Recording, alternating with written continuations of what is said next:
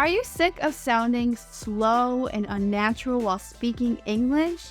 In this English lesson, we're going to learn some phrases that will help you improve your quick English speaking just so you can sound more natural and fluent in your everyday conversations. It's not important to always talk fast, but when we're casually speaking with native English speakers, if you improve the fluency of the way that the words come out of your mouth, you'll feel more natural and you'll definitely sound more natural too.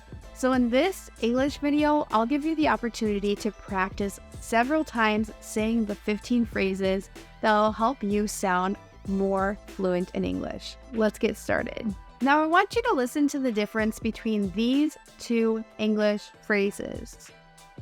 How's it going? How's it going? Did you hear how in the second phrase, the word how and it, how's it, how's it going? They combine. So let's practice that together. How's it going? How's it going? What do you do for a living? What do you do for a living? So what do you do turns into what do you do? Let's practice that together. This phrase, what do you do for a living? It means what is your job? What do you do for a living? What do you do for a living? I'm an English teacher. What do you do for a living, Bobby Tillman? Let's move on to the next phrase. I'm looking forward to the weekend. I'm looking forward to the weekend. Now, there are a lot of subtle changes, which means small changes to this phrase when I say it in my native speed. So I'm looking forward. When I speak quickly in English, I don't say forward, I say forward. I'm looking forward to the weekend. So try out this phrase. It's a really, really common thing that we say when we're having small talk in English, oh, what's going on? How are you doing? Oh, I'm looking forward to the weekend. This just means I'm excited for when the work week is over and I get to relax. So repeat after me. I'm looking forward to the weekend. Looking forward to the weekend?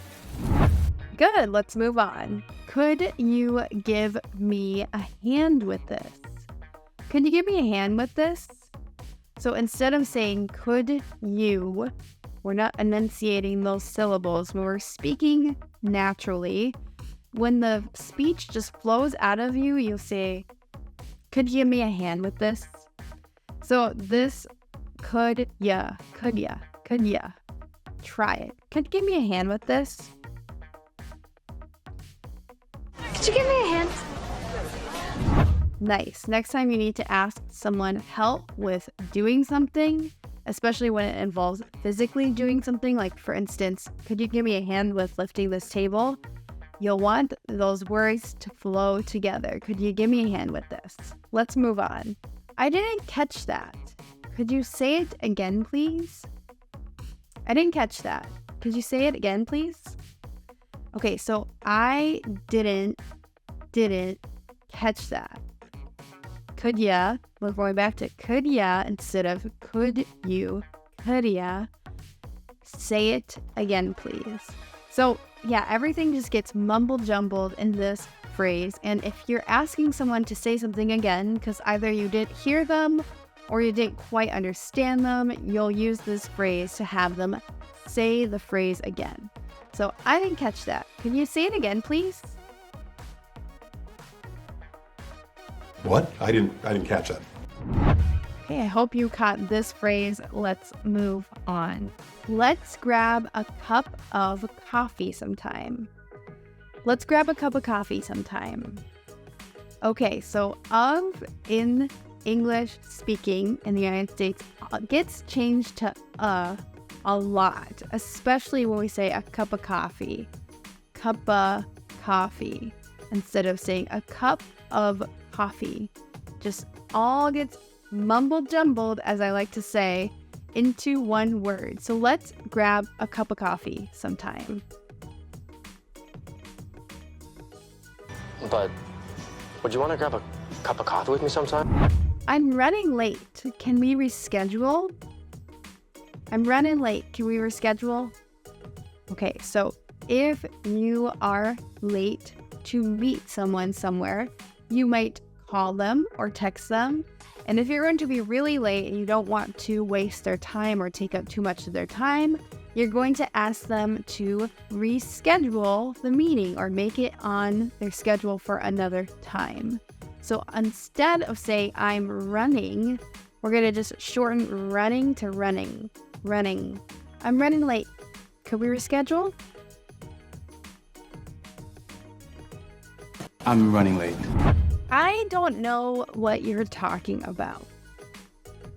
I don't know what you're talking about.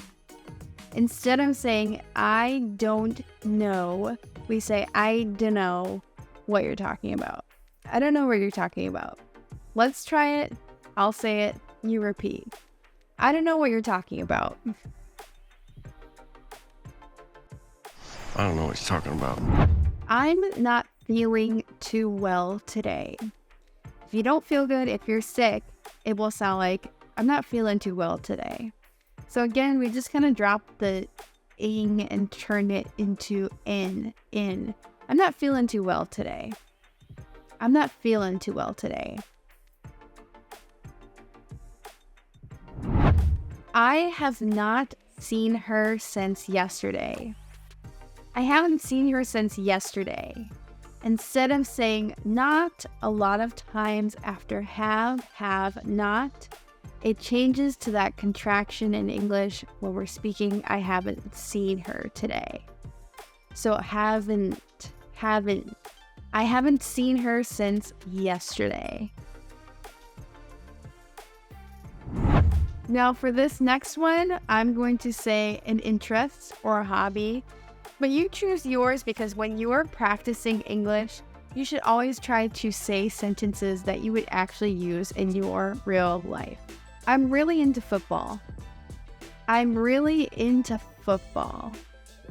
So instead of saying I'm really into, we're going to say I'm really into football. Or if your interest is running, I'm really into running. I'm really into chess. So go ahead and replace the sentence, but repeat sort of after me. I'm really into running. It is not a big deal. It's not a big deal. So it's not. It almost sounds like you're saying it's not if you really break it down. It's not a big deal. If you want to tell someone not to worry about something, you would be using this phrase. And if you want to sound fluent, try it, repeat after me. It's not a big deal. Do you mind if I take a rain check? Do you mind if I take a rain check? So the intonation changes a little bit when I'm saying this quickly, but mainly I want you to focus on practicing do ya? Do you mind? Do you mind if I take a rain check? What this sentence is saying is, would you care if we reschedule something or if we do this thing later? That's what a rain check means in English. Can we do something later? Can we honor this later? Do you mind if I take a rain check? I am going to let him know about it. I'm going to let him know about it. So instead of saying I am going to, I am gonna. And instead of saying about it, sometimes in English, when we're speaking naturally, we say about it. I'm gonna let him know about it. So drop the about. Say just about. I'm gonna let him know about it. That's a piece of cake. And of course, you're probably pretty familiar with this idiom. If you want to say that something is easy, you call it a piece of cake. And when we're speaking quickly in our natural English language, we say instead of. That's a piece of cake. I hope the lesson today was a piece of cake for you. If you want more speaking lessons just like this one, make sure to subscribe to English with Kayla and check out the next video on screen. I'll see you guys in the next English lesson with me. Goodbye.